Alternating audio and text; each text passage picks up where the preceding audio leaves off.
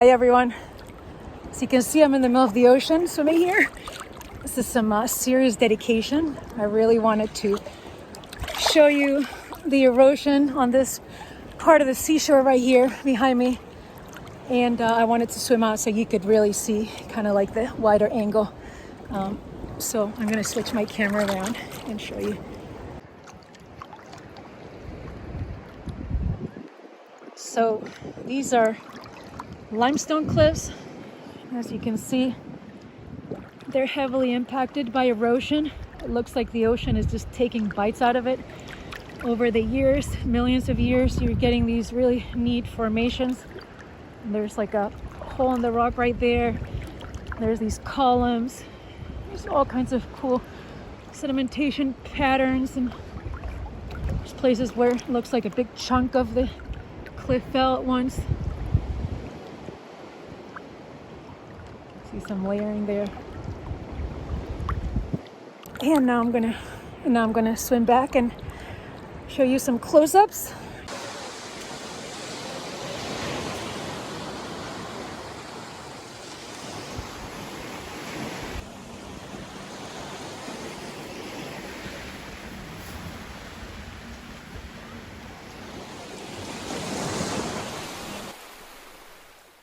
Hi and welcome back.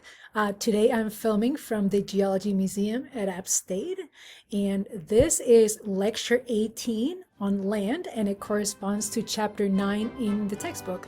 And we just finished talking about what air is made of. Today we're going to talk about what land is made of. So let's get started.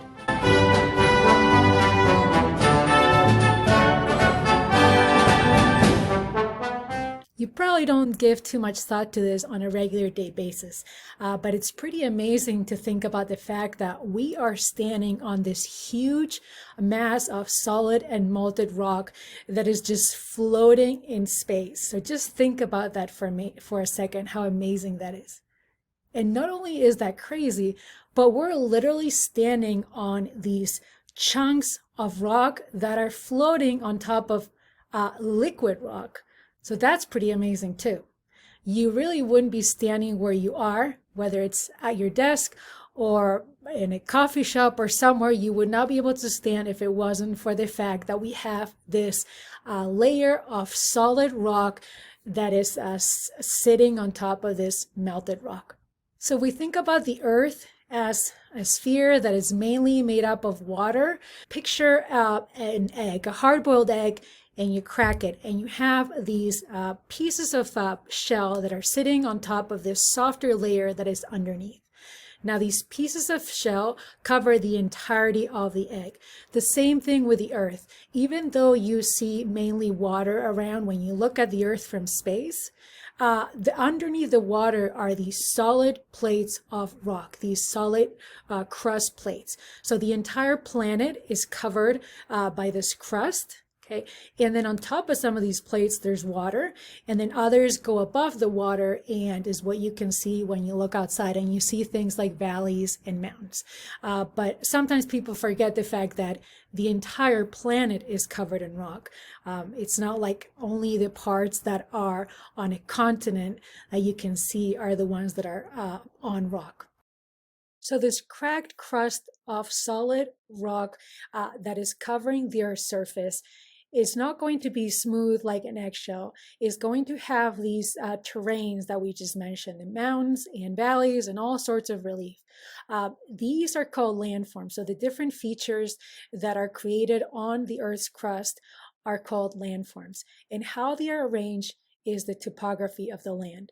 And throughout the Earth's history, so for the 4.59 billion years that the Earth has been around, this crust surrounding the planet has changed in many different ways.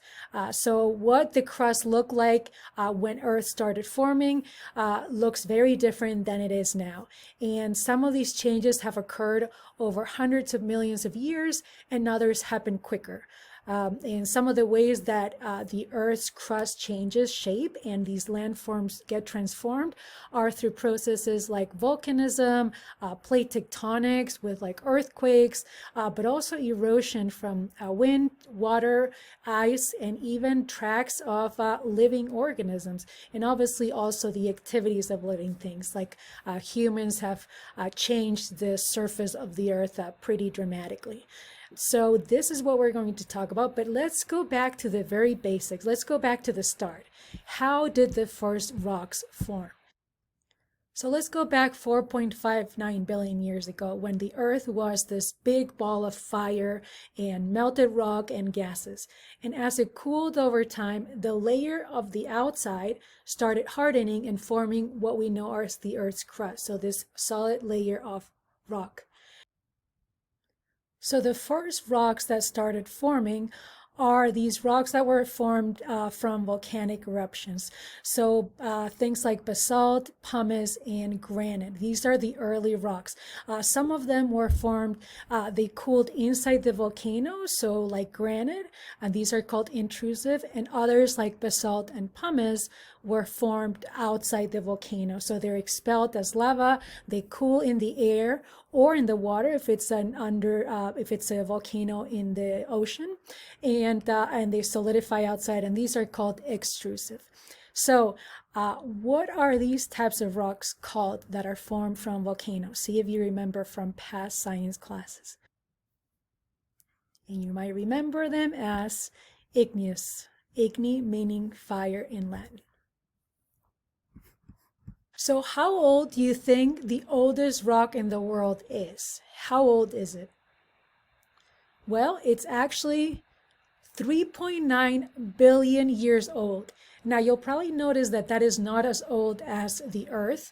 The Earth is estimated to be 4.59 billion years old, but obviously there was some time while the rocks were cooling. So it doesn't mean that before that we didn't have rocks, but these rocks were probably just kept melting back into the lava.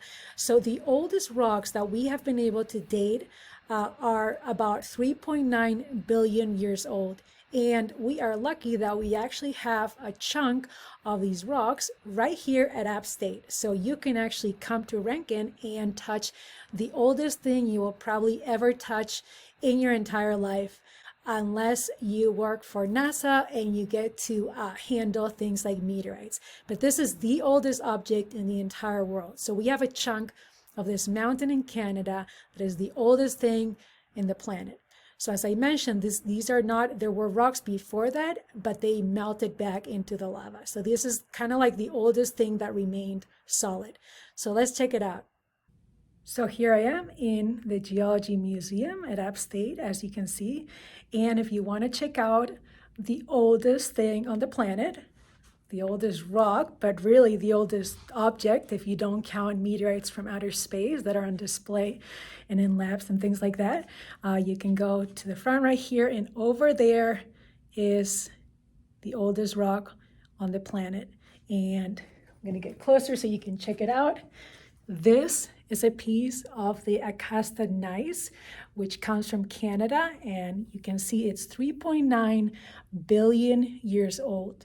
So when scientists are talking about the Earth being billions of years old, you don't have to take their word for it. We have rocks that have been dated to be this old. So we have the tools available to tell us exactly how old things like rocks and fossils are. So these are the rocks that we have been able to date to be the oldest. And I'm going to get a little closer so you can see it. So you can come to campus any day, touch it, and tell people that you have touched the oldest thing on the planet. Pretty cool. Okay, so we have some really old rocks around. Even in the Appalachian Mountains right here, we have rocks that are about 1.2 billion years old. So, but we also have a lot of younger rocks. And these original rocks that formed, the volcanic rocks, many of them have turned into other types of rocks. So, how many different types of rocks are there and how do they form? You probably remember some of this stuff from middle or high school science, or you might have been lucky enough to take an intro to geology class while in college. But if you haven't, or if you don't remember and you want to recap, if you were deprived by your science teacher from this from this video, I have found, or from this type of videos, because there's many, I have found a great song for you to revisit the types of rocks. So I'm going to play for you now. If you already know this, feel free to fast forward.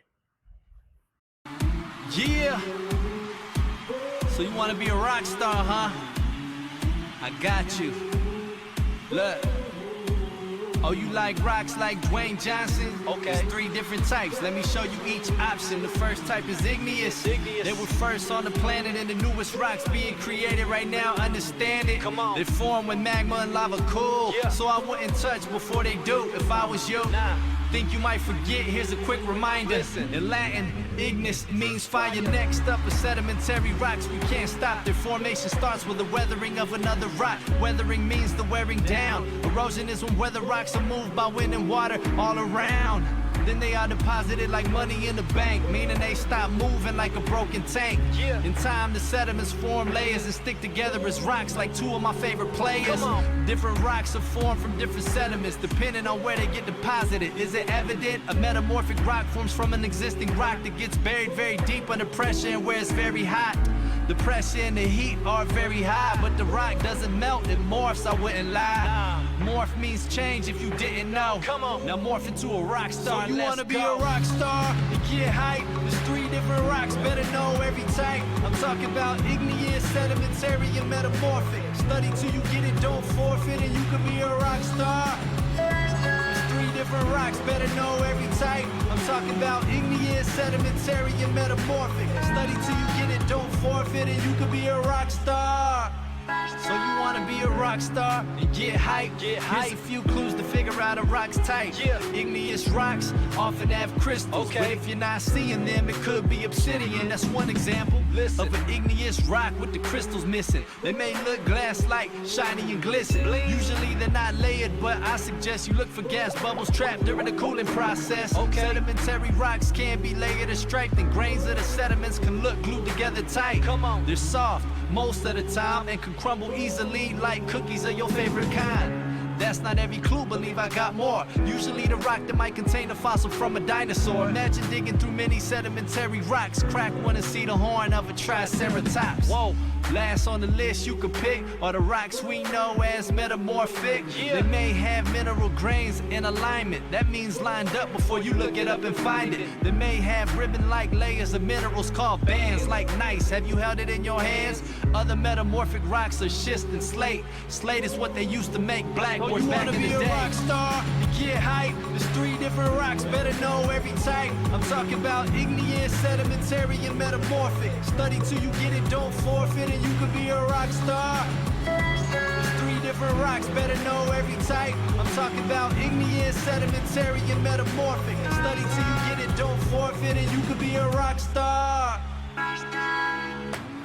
Let's get hype. There's 3 different rocks, better know every type. I'm talking about igneous, sedimentary, and metamorphic. Study till you get it, don't forfeit, and you can be a rock star and get hype. There's 3 different rocks, better know every type. I'm talking about igneous, sedimentary, and metamorphic. Study till you get it, don't forfeit, and you can be a rock star.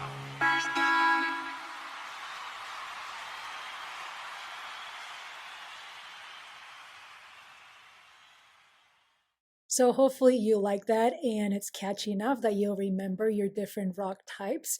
So the main message was that there's 3 different types of rocks: igneous, sedimentary, and metamorphic. If you'd like to test yourself, here is a selection of common rocks, and you can try to figure out before moving on to the next slide, which has the answer, which ones are igneous, sedimentary, and metamorphic.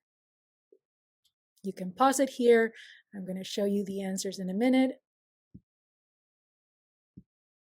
All right, so for igneous, we have scoria, granite, and gabbro. So scoria is one of these rocks that formed outside the volcano. Granite and gabbro are intrusive. They form inside the volcano. Sedimentary, we have coal, which is formed from fossil plants, sandstone, literally sand cemented together, shale, or a type of mud rock. So this is where we have mud cemented together, and limestone, which is made from the remains, the skeletal remains of organisms like fossils. And lastly, we have the metamorphic rocks, and these are the gneiss, schist, and marble. And I'm going to show you some of these around the museum too. Let's check them out. Okay, so let's start with the first rocks, the igneous rocks. Remember, these are the ones that are formed from volcanoes. So we're going to look at over here. We'll start with the granites, the different types of granite. And you can see that these are rocks that have very large crystals. And in rocks, the bigger the crystal, the longer it has taken the rock to cool.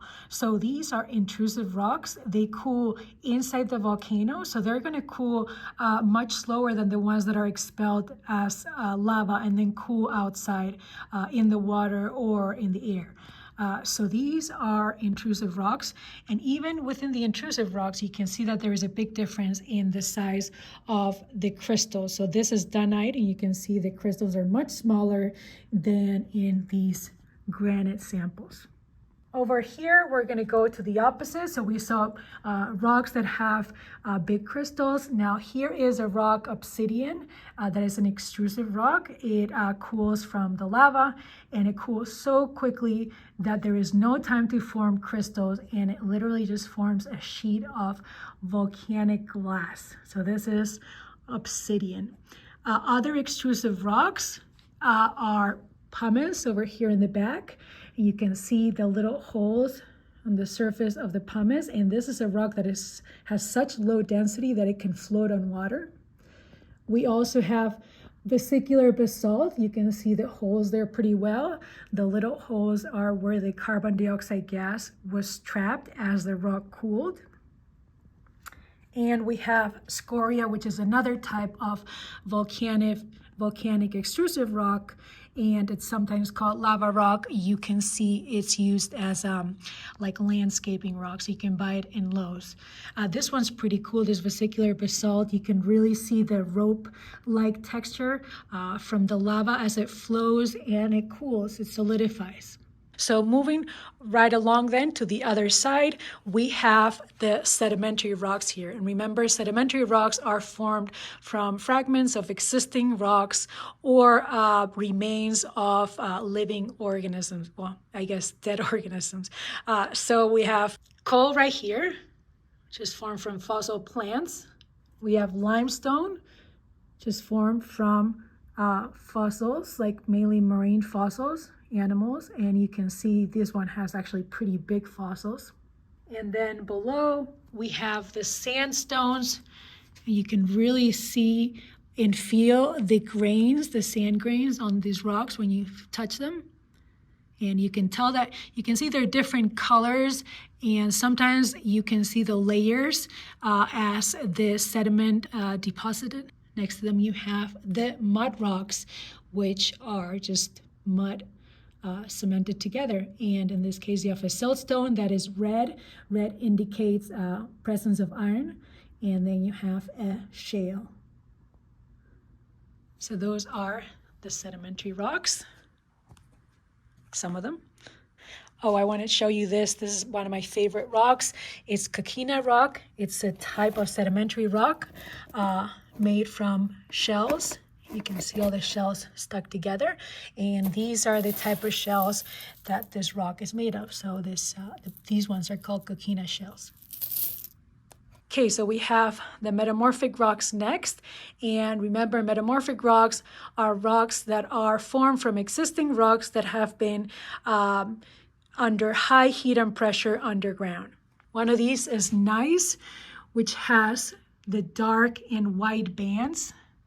Called gneiss. You also have marble over here. Sometimes you can see the swirls on the marble. We also have schist, which is very shiny because it has flakes of mica in it. Here's another great example of a gneiss. And then last example, amphibolite, okay, which you can really tell from this specimen the pressure and how it folded the rock. I'm going to take you on a quick rock tour of North Carolina to check out some of the rocks around the state in a little bit more detail. So we're going to start with Mount Airy, and this is where you found Mount Airy granite, which is this really light granite, and it has the characteristic salt and pepper texture of granite. And this one actually has pretty small crystals compared to this other type of granite that is found in western North Carolina, which is called pegmatitic granite. And this one has really big crystals. You can really see the different minerals that make it up. You can see the quartz, which is the light, they're the light crystals, okay, quartz. This is what is used in computer and phone circuitry, okay, components. You also have white or pink feldspar, and feldspar is what you use, for example, to make ceramic or toilets. And there's also mica, the really shiny flakes. This is what glitter is made of, or was made of. I think most of it now is made of plastic. But if you have any kind of like glittery or sparkly makeup or eyeshadow, if you look at the ingredients, the first one is usually going to be mica because the real mica is still used in that. And you also have the black biotite or tourmaline minerals too in there. Okay, so that is granite. Little close-up of granite. You can see, and Mount Airy actually has the biggest open-face granite quarry in the world. Okay, the next up is Blowing Rock, North Carolina, and this is where we are going to find the Blowing Rock gneiss. And gneiss is this rock that has light and dark bands. And if you're driving on the road past Blowing Rock around Tweetsea Railroad, you can look at the side where the road cuts are and you can really see the rock formation with the dark and white bands. And this is the Blowing Rock gneiss. And the next up is Spruce Pine, North Carolina, and this is an area that has a lot of different mineral resources. Some of the rocks that are found there are schists, and schists have a lot of mica in them, so they're very glittery. I don't know if you can appreciate it on the computer, probably not. You can see it, and they have mica flakes in it. Okay, mica flakes. And schist is actually the metamorphosed form of different kinds of rocks, but primarily shale. Our next up is the Triassic Basin, and you are going to be finding a lot of mud rocks here, like shale, and this is a type of shale right here, okay? And if they're more red, as I mentioned before, it's because they have oxidized iron. So that these are sedimentary rocks found near Raleigh. There's brick quarries around there too. They're getting the mud rock out of there. And close up. And the next stop, we go more towards the coast where you're going to be finding a lot of sedimentary types of rocks. And this is where we will find sandstone. Okay, and the main thing about sandstone is that it feels gritty. You can tell it apart from things like shale and mud rock because it feels really gritty. You can feel the grains of sand coming off it. So there's a close-up of the sandstone. And our last stop is at Castle Hayne, North Carolina, and this is where you are going to find the limestone. And this limestone actually is nice because it shows the fossils really well. I don't know if you can see them there. It shows the shells and the marine fossils really well. So that's the limestone from Castle Hayne. And that was a very quick 5-minute rock tour of North Carolina, but I encourage you to get out there and get yourself a little rock collection because there are really so many different types of rocks and minerals in North Carolina that it would be a shame not to. Look around. It's the close-up of limestone. Okay, so here is a little review question for you. Which of these rocks does not belong in this group? Is it schist, gneiss, sandstone, or marble? And the answer is sandstone, because schist is going to be the metamorphosed form of shale. Gneiss is actually a metamorphosed form of granite, and marble is the metamorphosed form of limestone. So the only one that's out is sandstone, which is a sedimentary rock. The others are metamorphic.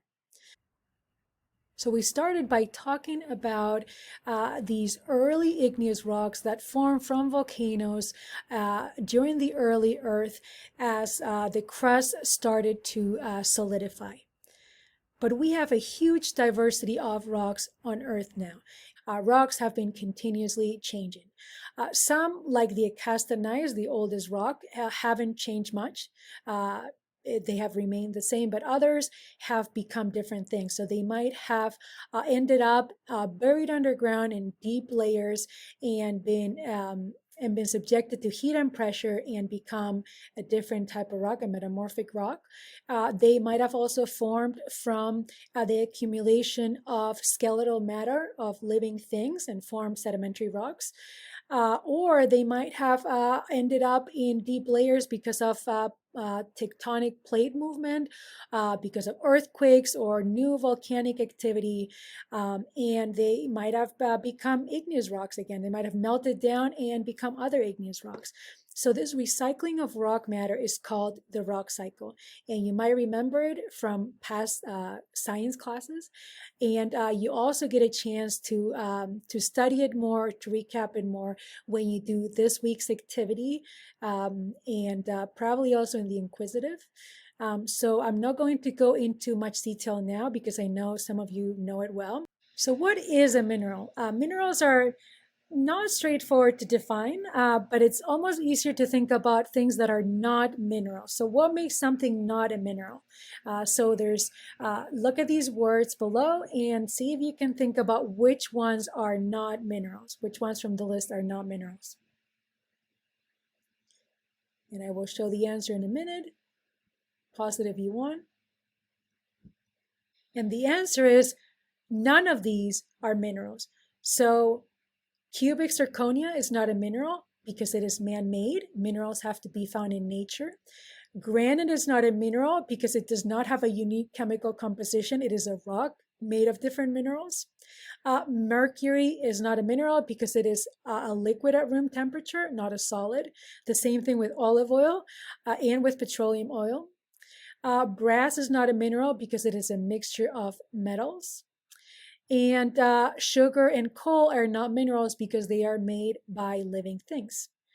So all of these are not minerals. Okay, so we can define minerals as compounds with unique chemical composition and crystal configuration. They're solid at room temperature, they're found in nature, and they're not made by living things. So because we have so many different types of rock in North Carolina, we have important geologic resources that are valuable to the state. So I already mentioned minerals, quartz, feldspar, and mica, but we also have deposits of lithium, which, as you know, is in very high demand right now because it goes into the electric car batteries. And we also have phosphate in the coast, and phosphate is used for in fertilizers and other industrial products. Clay is something that is also mined in North Carolina, as well as gravel and aggregates that are used for road and construction, and sand is something that is mined. And even though we have some gemstones in Western North Carolina, things like emeralds that have been found, and garnets and amethysts, you're mainly going to be getting the gemstones from places like Brazil and different regions in Africa. But we are a state that has very valuable geologic resources. With this mineral richness, however, comes a lot of mining activity. And mining is really the human enterprise that has had the greatest negative impact on the environment. It causes sound pollution, destruction of habitats, water pollution, air pollution. But the truth is that we cannot live without mining products. We depend on products that have been mined. As they say in geology, if does not grow, it must be mined. So basically, only things that are grown are not mined, and we really depend on these mined products for everything, from communication, construction, transportation, technology, any kind of industry, medicine, basically everyday life. If you look around you, look at the different products that are around you. I have my phone, obviously, which is 100% mined. I don't think there's anything in here that grows.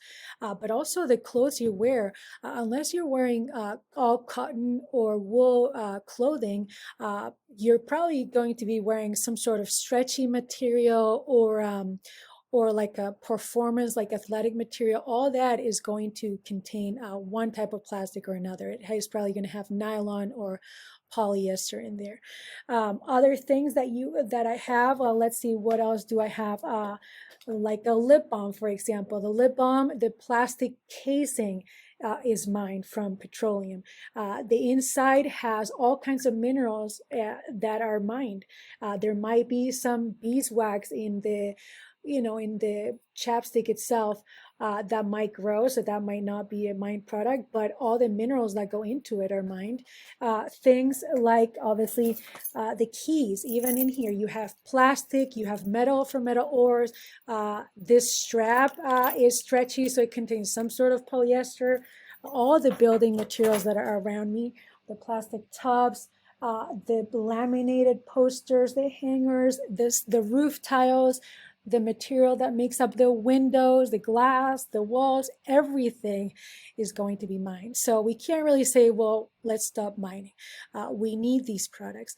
And it's not possible to mine in a way that is completely sustainable, because mining can never be truly sustainable. You're not going to be able to replenish the minerals back into the earth like you would, for example, with like fishing or agriculture. You can let these fisheries or crops like recover, or you can have with deforestation, you can clear land, but then you can also wait for nature to recover and to be for the forest to grow again. But mining companies can minimize the environmental impact, and they can do this by really careful monitoring of their operations, being open and honest with the community about what their emissions are and what the potential for contamination are in water and air, but also what strategies they are doing to mitigate these, because we have very, very modern mining technology now that is able to reduce the emissions and reduce the potential for pollution. And also, once a mining company gets a mine approved, like they can drill there, they can mine there, they need to have a plan for the entirety of the life of the mine. So they need to specify how much product they're going to get out of the ground, how long the mine is going to be in operation, and most importantly, what they're going to do afterwards to close the mine and reclaim the land. So some examples that have been done are things like parks or wetlands. This is a really kind of neat, I've never seen anything like this before. It's a hotel in China that has been built in a mine, in a quarry. But there's also things like this reclaimed limestone mine, which is a BMX park.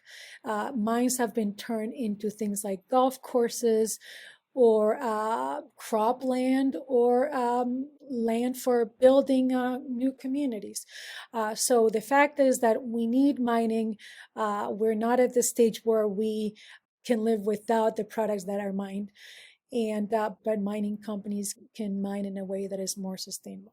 Here's other examples of mine and quarry reclamation projects. Okay, so the last thing for this week is going to be this activity that you can either do on your own or you can do as a group. So originally I thought you could do it as a group, but because this is an asynchronous class, it's so difficult for people to, even just 5 of you in a group, to be able to have the same time that you can meet. I didn't want this to have to be a team activity. So, but if you have people in the group that you know, or you want to communicate with your group, you all want to do it together at a common time, you can do that. So you can either submit this form individually or submit it as a group. And what this form is going to do is going to take you through some of the topics that I have touched upon very, very briefly. And it's also going to cover other topics that you might have learned about or might not have learned about. Things like different types of landforms, different mechanisms from erosions that you have most likely already seen in a science class. So some of you are going to, be able to do this pretty quickly without any additional materials. And for others that might have not covered this material, I have provided links to videos and articles that you can use and just do it at your own pace. So this is the participation activity for this week, the equivalent of the third lecture. It's a Google form. You complete it. Make sure you think about the answers. Don't just guess them. We're going to add up the points for each team and see which team wins afterwards. But mainly the main goal of it is to give you some more exposure to the material in this chapter. So you can either read chapter 9 and answer the questions, or just have a go at it and see what you need to supplement in terms of your background knowledge.